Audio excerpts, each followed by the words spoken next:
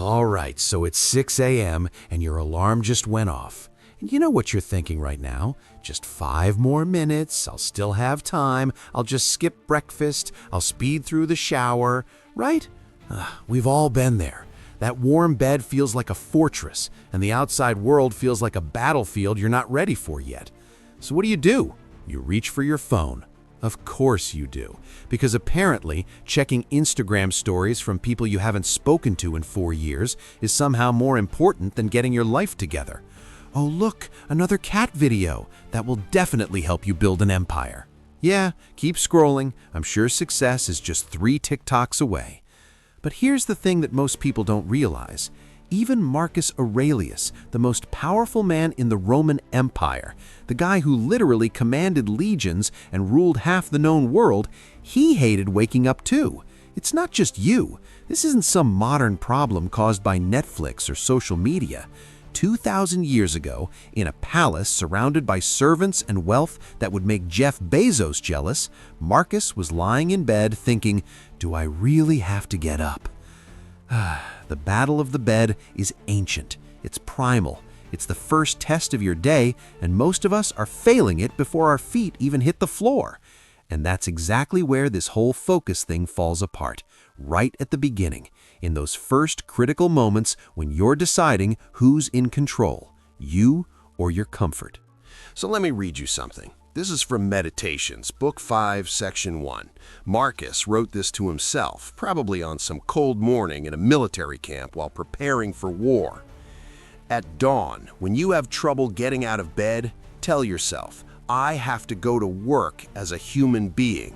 What do I have to complain of if I'm going to do what I was born for, the things I was brought into the world to do? Or is this what I was created for, to huddle under the blankets and stay warm? Let that sink in for a second. The Emperor of Rome, writing in his diary about the struggle to get out of bed. But notice what he does next. He doesn't give himself permission to be lazy. He doesn't say, well, I'm tired, so I deserve rest. No, he asks himself a question that cuts straight to the bone. What was I created for? Because here's the truth that nobody wants to hear in our self-care culture. You were not created to be comfortable. You were created to do something that matters. Marcus didn't wake up for coffee. He didn't wake up because some sarcastic motivational guru on YouTube told him that 5 a.m. is the secret to success, bro. Just cold plunge and meditate. He woke up for purpose. And this is where most people get it wrong. They think rest is the opposite of work, but it's not. Rest is recovery. What you're doing when you hit snooze, that's not rest, that's hiding. You're hiding from the day. You're hiding from your responsibilities. You're hiding from the person you know you could become if you just stopped making excuses. Marcus understood that every morning is a choice. Am I going to show up for my life, or am I going to let my life happen to me? And brother, if you're starting your day by scrolling through other people's highlight reels, you've already chosen the second option. All right, so let's get practical, because philosophy without action is just therapy for people who like to hear themselves talk. Marcus Aurelius had a routine, and it wasn't complicated. It wasn't some 10-step morning miracle system. It was 3 simple things that set the tone for unstoppable focus. Ready? Step 1, no screen, period. I don't care if it's email, I don't care if it's news, I don't care if it's just checking the weather. The first hour of your day belongs to you, not to Elon Musk's tweet about Dogecoin.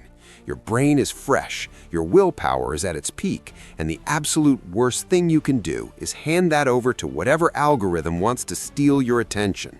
Marcus didn't have Instagram, but he had messengers, advisors, people constantly demanding his time. And you know what he did? He made space for himself first. He sat with his thoughts. He prepared mentally for the chaos ahead. Do the same. Step 2, premeditatio malorum. That's Latin for the premeditation of evils. Sounds dramatic, right? But it's genius. Marcus would spend time every morning imagining everything that could go wrong, the meeting that might fall apart, the deal that might collapse, the person who might betray him. And then he'd ask himself, if that happens, how will I respond? This isn't pessimism, this is preparation. When you've already mentally rehearsed the worst-case scenario, nothing can shake you. You're not hoping for the best, you're ready for anything. Grab a journal. Write down the 3 hardest things about today. Then write down how you'll handle them like a stoic. That's it, 5 minutes. But those 5 minutes will give you more clarity than 3 hours of scrolling ever could. Step 3. Swallow the frog. Do the hardest thing first. Whatever you've been avoiding, whatever makes your stomach turn just thinking about it, that's your frog, and you eat it first thing, before breakfast, before emails, before anything else. Because once you've done the thing you dread most, everything else feels like a vacation. I'm serious, try it. You knock out that brutal task by 9 a.m. and the rest of the day is like coasting downhill. Your focus stays sharp because you're not carrying that weight of dread around with you all day. Marcus had to make life and death decisions about wars, plagues, political betrayals. He couldn't afford to procrastinate. Neither can you. Here's the secret they don't tell you in the productivity books. Win the morning, win the war. Not the day, the war. Because every single morning is a small battle in the larger war of becoming who you're capable of being. And if you keep losing those battles, if you keep hitting snooze and scrolling and avoiding the hard stuff, you're surrendering territory you'll never get back. Marcus knew this. That's why he wrote it down. Not for us, for himself. Because even emperors need reminders. Even the powerful struggle. But the difference between them and everyone else, they show up anyway.